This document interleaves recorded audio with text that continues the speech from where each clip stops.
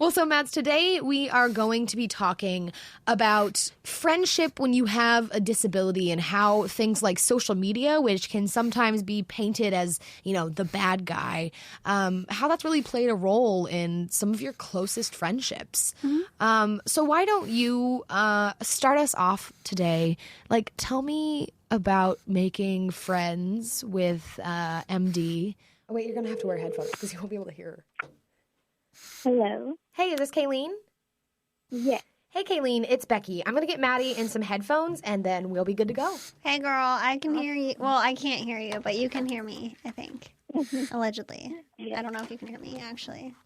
I could be lying. I can hear myself now. Okay, I can hear you. Hello. Let me turn her up. Hi. How are you? I'm good. How are you? I'm good. So you're going to dinner tonight? Yes. Earlier this year, I think it was in February, you actually found out that what your doctors and you had thought since you were 4 was your form of MD, muscular dystrophy, was SMA, spinal muscular atrophy, and collagen 6. But you found out that actually you have an even rarer form called Ullrich congenital muscular dystrophy. UCMD, baby. Hey, you're listening to The Obvious Question. I'm your co-host, Becky Smith. And in this episode, we're talking about how isolating and sometimes lonely it can be to be the only person you know with a disability, or at least your disability, and how social media plays a role in allowing people with disabilities to connect all across the country and all across the world. Here's Maddie and her friend Kayleen. It was really honestly it was a hard transition, I think, emotionally, because you live your whole life fighting this one battle and you find out you've been fighting the wrong beast your whole life. I was actually really, really lucky to find this woman, Kayleen, who lives actually in Kansas, who also has UCMD, and she was misdiagnosed with Duchenne's muscular dystrophy. So I did feel like I made a lot of friendships, but I still felt like I was never going to meet someone that had my exact diagnosis, let alone someone that, like you, that would be so close and able to actually meet, Yeah, we're so close. There's there's only 100 of us, right? Yeah, worldwide. That's out of 7 billion people. Isn't that crazy? No one can ever say we're not special, because right? Find another one of us. There's only 100. We're a special edition. That's exactly, rare, limited edition, very rare unicorns. And so it was really just interesting to find out her story, and we're finding out through our relationship that there are so many likenesses in our path of progression, and we have some things that are different, but we're teaching each other, I feel like, about our bodies in ways that our doctors can't even really tell us. It's such a rare condition that they literally tell you, go home and Google it, and That's it.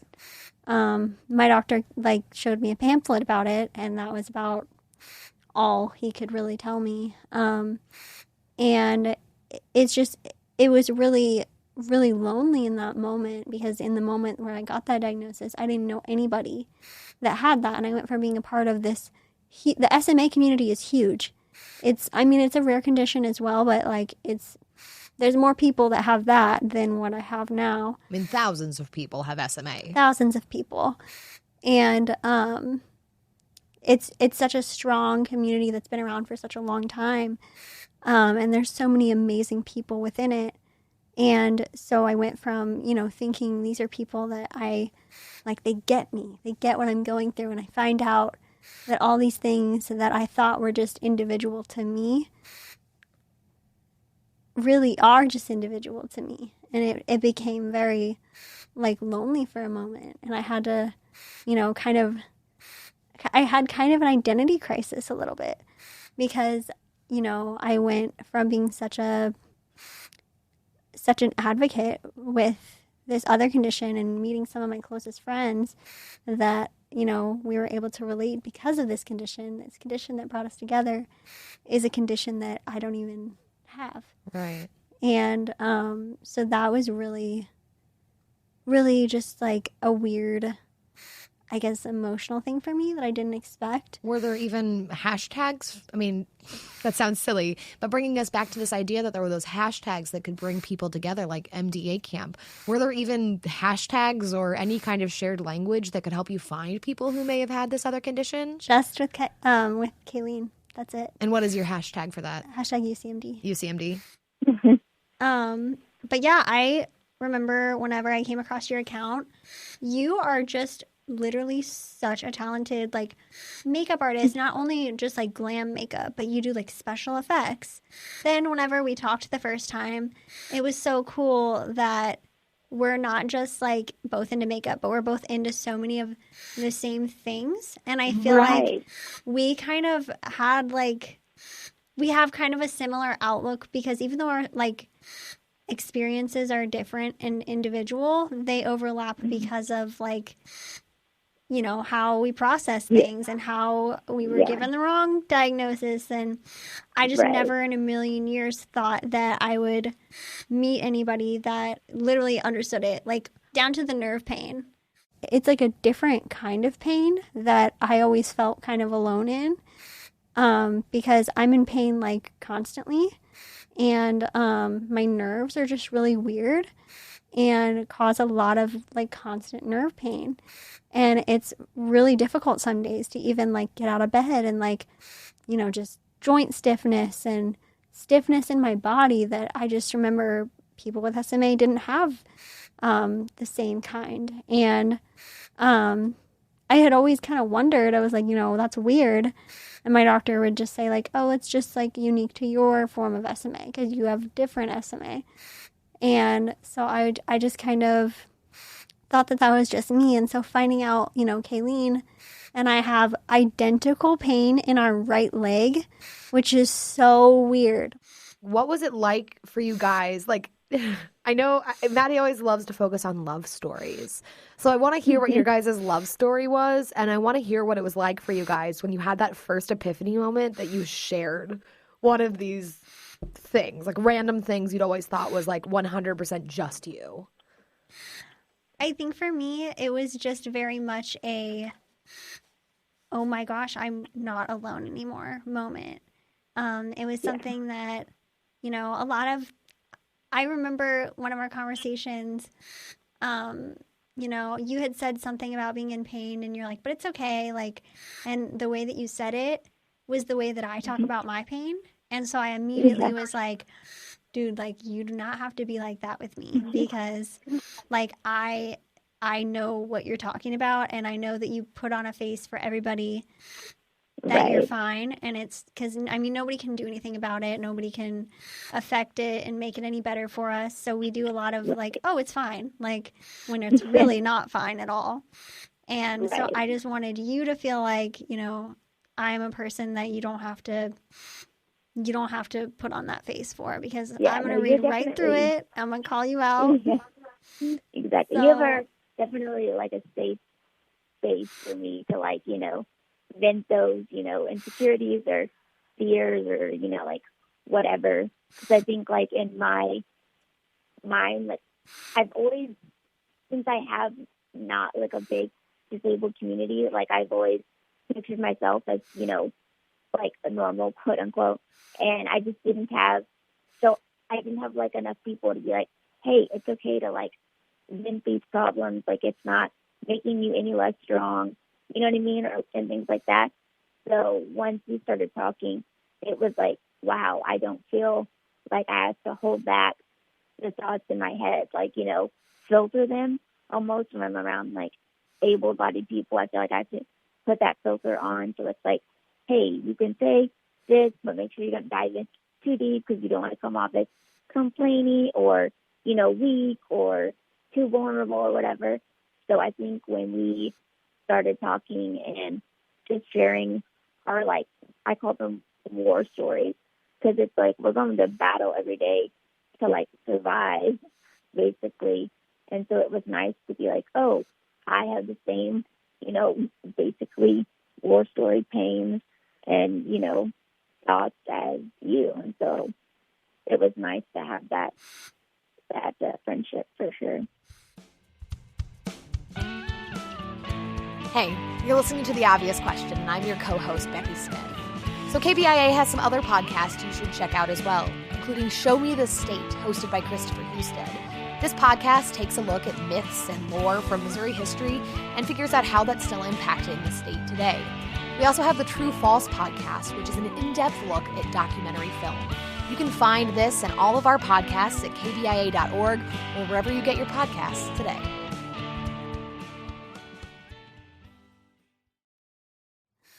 As a kid, I feel like I was always told, like, oh, you're the only person we've ever had that's either has this condition or that is in a wheelchair without having an intellectual disability.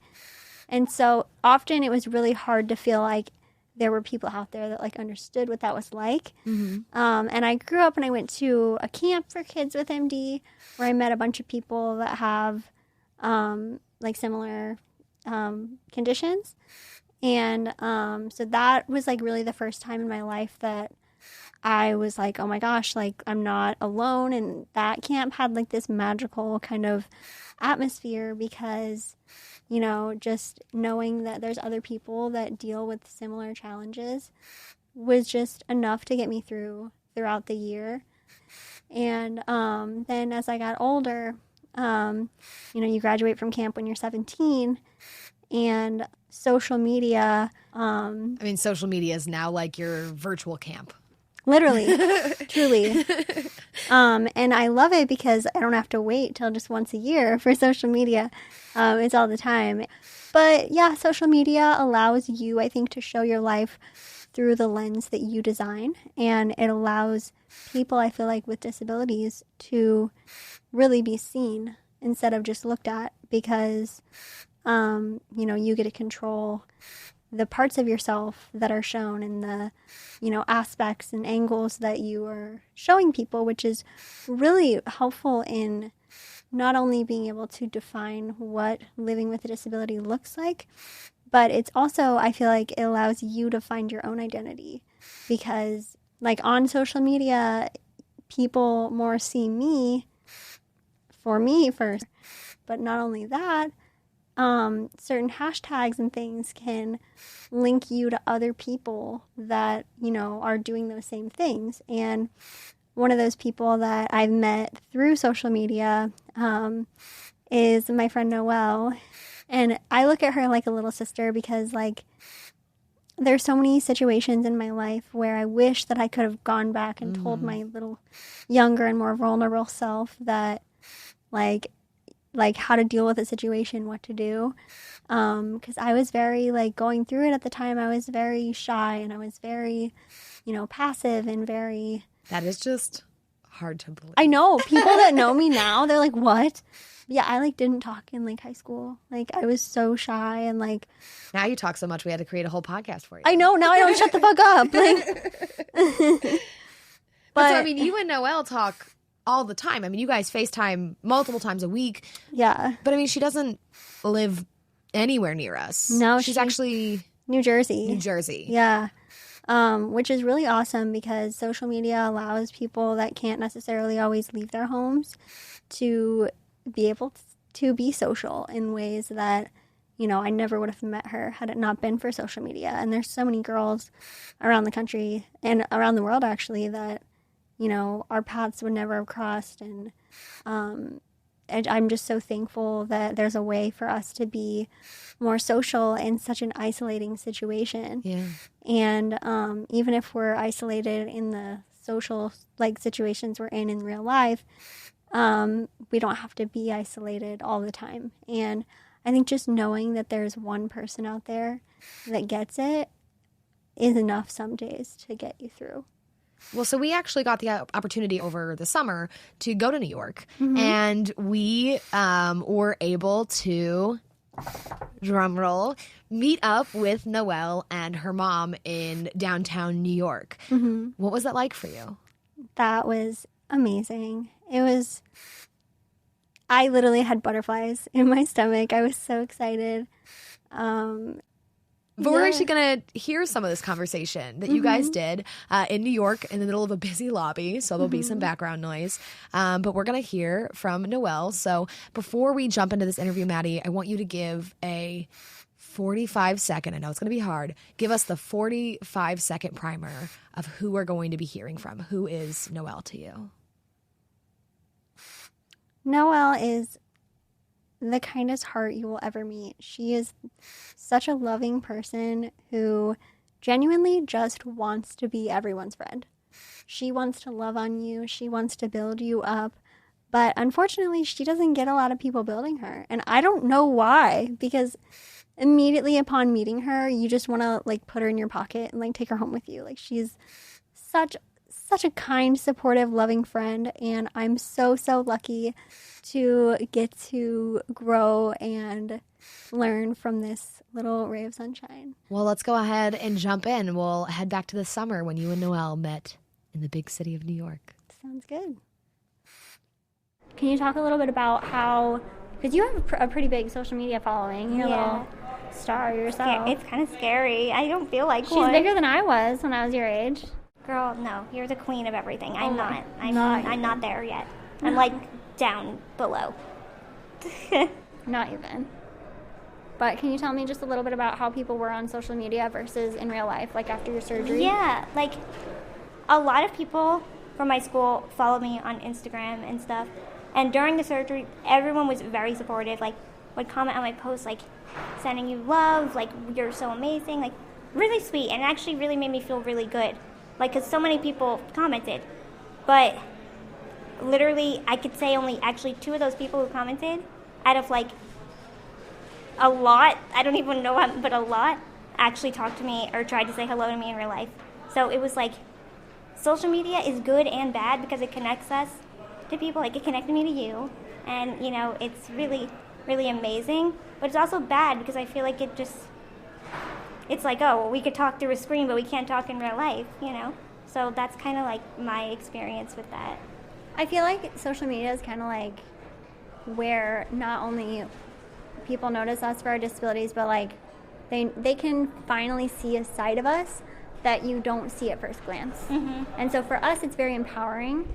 But I think for able-bodied people, when it comes to disability, it can almost be bad because they see that post and they're like, oh, it's so sweet that they asked this person with Down syndrome to prom. Like, let's share that. And they make it out to be this big deal, which then further stigmatizes us as being extraordinary for simply being disabled. Exactly. And discounts our actual talents and abilities. Exactly. I will never want to be asked to prom or something, and then it's like, oh my God, this man is a saint.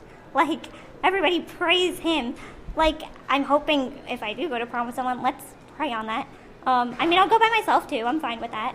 I'm hoping that they're going to do it because they like me and they care about me, and they're not doing it because they want to pity me. Right. Hashtags changed my life.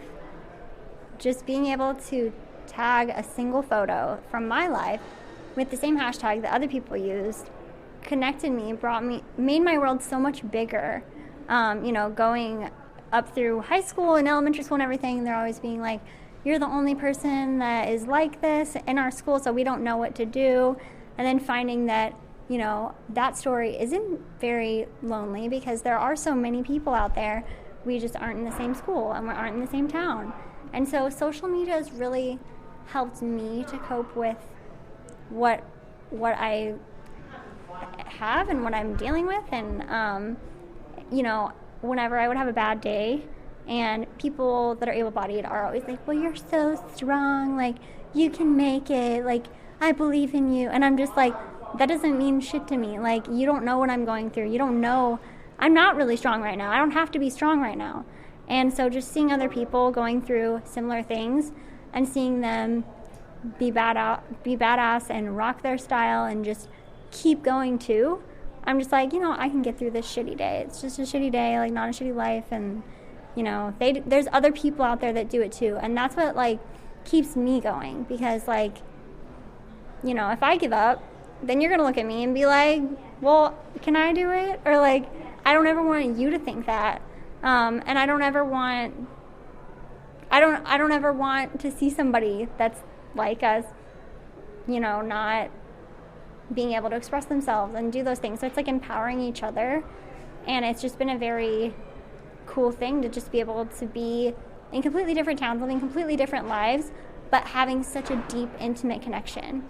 And like us, like every time we talk, I'm just like, that's my sister. Like Me too. I feel you in my soul because you just, Me too. you just get it. And the way that you think about things and process things is very, very similar to the way that I do.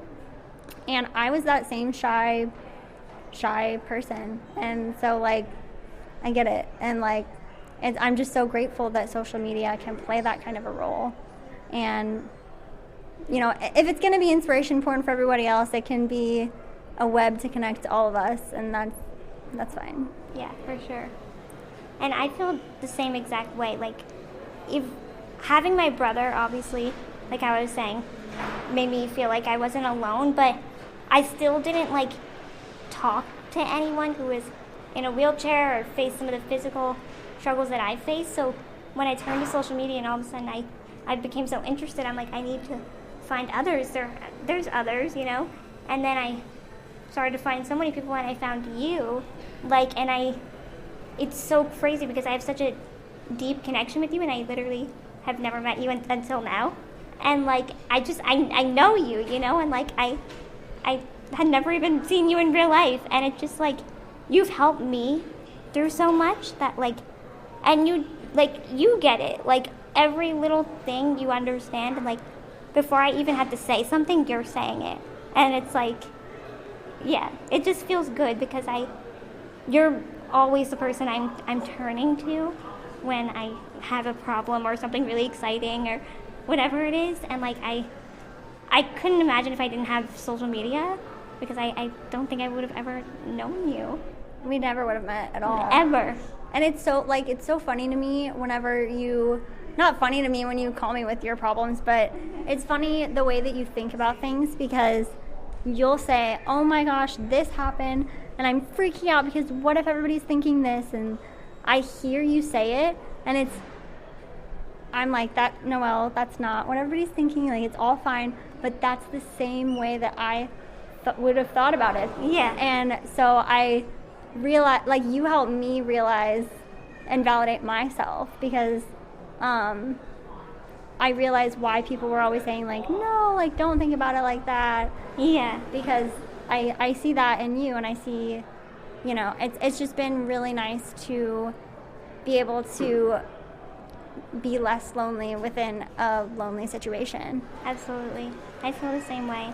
Like, this is so special. I can't watch me cry. I cry all the time, so sorry. Oh my gosh, you're fine. You're fine. We do a lot of crying, and Always. so it's Very emotional person. always a good time. I want people to know that they could make it through anything.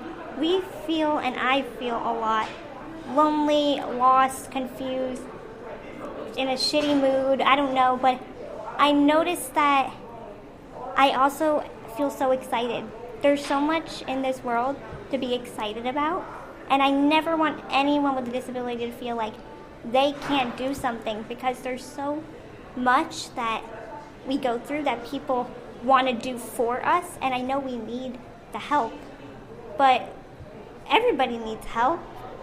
We need different kind of help, but I don't ever want someone to feel they can't go to their dream college or do their dream job, because this life is so beautiful, and you're going to find so many beautiful people who love you, and it's just, life is so short. So the main thing I want people to know is not only to be really kind to others, because it feels so good to be nice to people.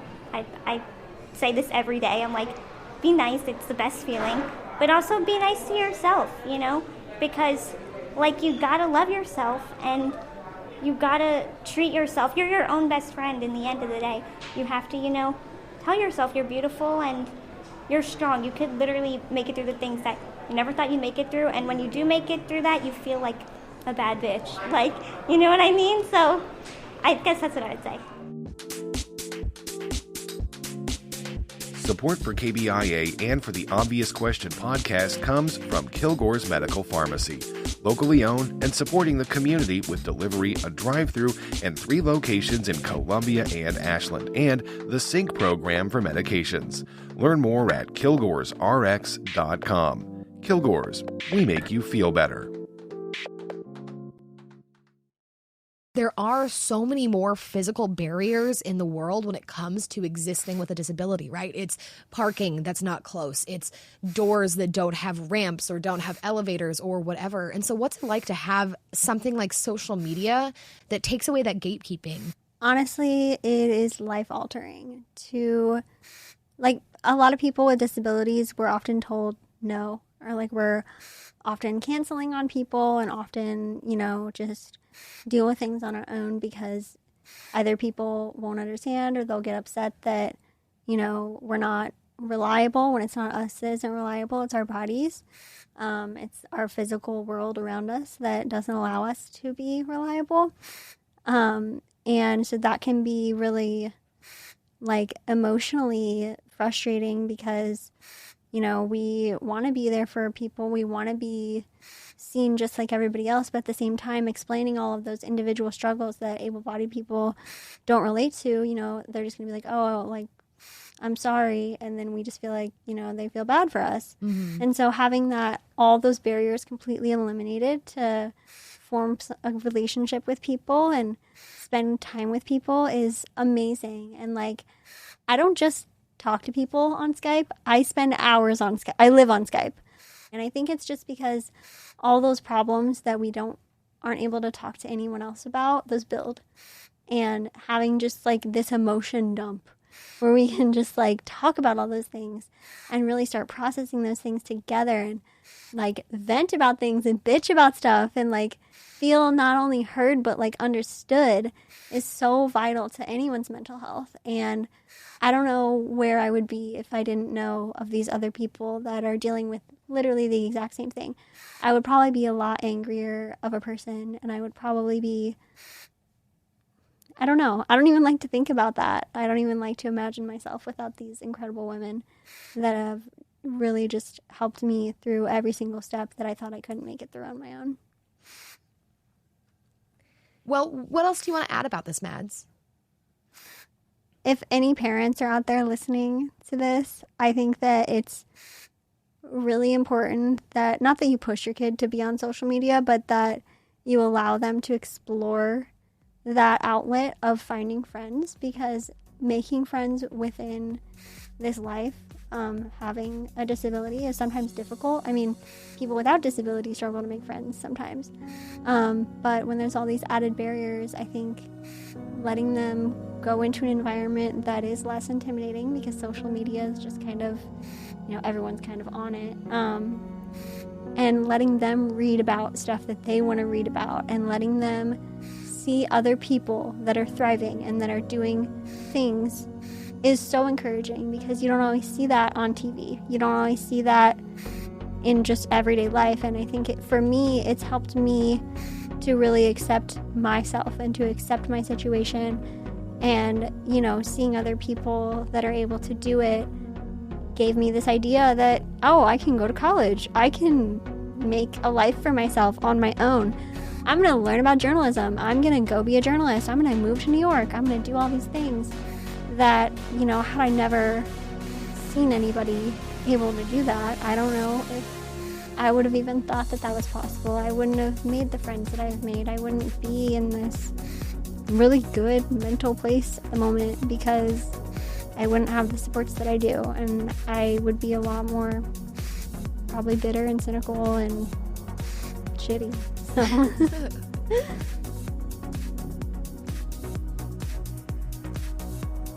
Special thanks to the whole Obvious Question team.